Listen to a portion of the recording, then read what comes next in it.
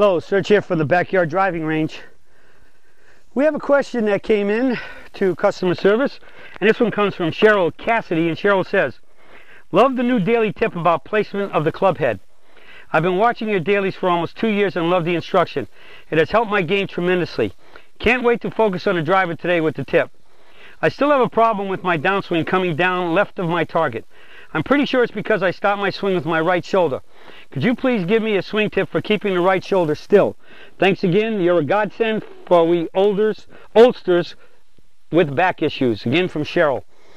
Okay, Cheryl, let's talk about some of the things that could be happening if you're coming with your right shoulder starting the swing, which therefore would be described as an inside to out swing or like over the top. Okay. First off, one of the big concepts of causing that in your setup could be that would be alignment, very likely. And even if your feet were lined up square, if you're set up with your right arm higher than your left arm, and which I see all the time, and especially if people have their feet aimed to the right of the target for righties, left of the target for lefties, they tend to open up the shoulders, and that's what I call Xing yourself out, because you got your, say, we'll call this your feet are aimed right at the target, meaning the target's the camera, and your shoulders, you're basically, your knees, hips, and shoulders are left of the target, so you're crisscross, and that's a very bad power leak as well, because with crisscross, you're coming across it, and your body is not all the muscles are not stretching, and so to speak, in one nice grouping straight up from the feet all the way up to the shoulders and the neck and the arms. So when you crisscross, they're cut off in the middle. So it's the concept of pulling in, your muscles could be pulling in two directions. All right. So the first setup issue could be alignment, whether the feet are right or square.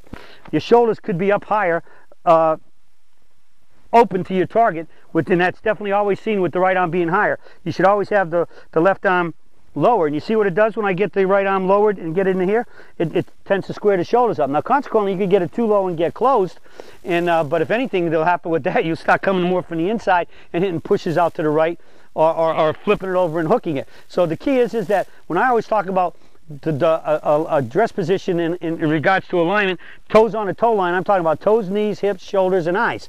And again, like I said, just about 99% of all people who show up for golf lessons, whether they're private lessons or schools, they have alignment issues. And so the first one would be that. And if you're doing that with the ball, with the swing, with the right shoulder starting out, that would be probably the number one cause, which will include alignment, and a part of setup would be your body is mis-set up with your right arm too high instead of under. We call that the master setup position when it gets under a little bit, because now when it's under, you can just make a turn and both arms lift up together. Okay, so that could be a big issue. Another one could be that if you're taking too big a backswing and too long a swing, and you're getting deep in the sacred ground and long, you have to do what? You have to pull the club back up, and which also pulls your body around. And when doing that, that's going to send the club outside. And when the club's going this way, at some point your brain's going to say, "Hey, the club's going that way. The ball's down here. I have to stop that motion, because body's in motion, stay in motion, the direction it'll put in motion, till otherwise acted upon by an outside source." So your brain says, "Hey, the ball's down here. You got the club going that way." So you tend to grab it, especially more with the lower hand on the club, right for righties, left for lefties. You grab it and pull down, and because the club is pulled up and around you, it's therefore going out and in, and you pull it down out and across, from outside to in, and there's your swing to the left. All right, so that could be another major issue, and that's part of that. That's one of the big issues of why golfers are always saying, "Well, I'm using my right hand too much." I want you to use your right hand. I want you to use your right hand to keep the club vertical and to stop your swing from getting deep and from getting long and stay 3/4 limited turn, so go straight up, come straight down.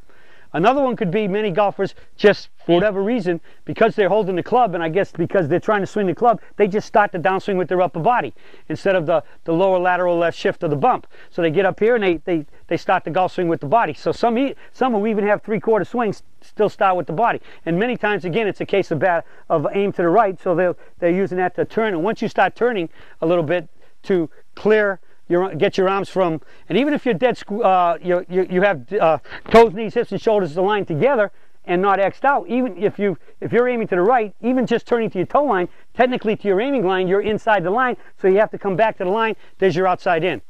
All right. And so I guess ultimately it's just a case of as we've always said, the thought of hitting down on the ball. the thought of just hitting on the ball, down on the ball, tends to always trigger the upper body to move first. And no matter what, if your upper body moves first and it's going ahead, you're very likely, as it moves first, it's turning, and there's your outside the in. So I think we got 4 big issues there that you can look at to see why that's happening. And ultimately, the thing that's going to help it is skipping rocks.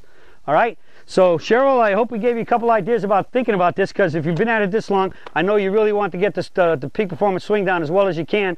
And so these issues are the 4 biggest ones there are about why people start their body with the their swing with the upper body rather than the lower body in the transition. And skipping rocks is really a good deal to practice that. But if you're out of position at address, and if you're out of position at the top of the backswing because of alignment or just turning too much or swinging too long, or if you're out of position setup, another one that'll cause that is head's way too far down, standing too close, ball position off. Sometimes people put the ball too far forward and they have to slide forward to get it. There's some other ones. So if the setup isn't right, the alignment isn't right, and your body is not, and those things are automatically very likely going to cause an outside in swing if you're getting deep and all those other things.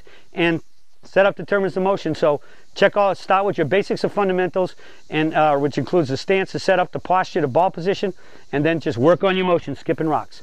Okay? I think there's a good chance what we discussed today, one or more of these things is probably part of your issue. So good luck, and I guess that's it for the Surge for today, and I'll be talking to you all again soon.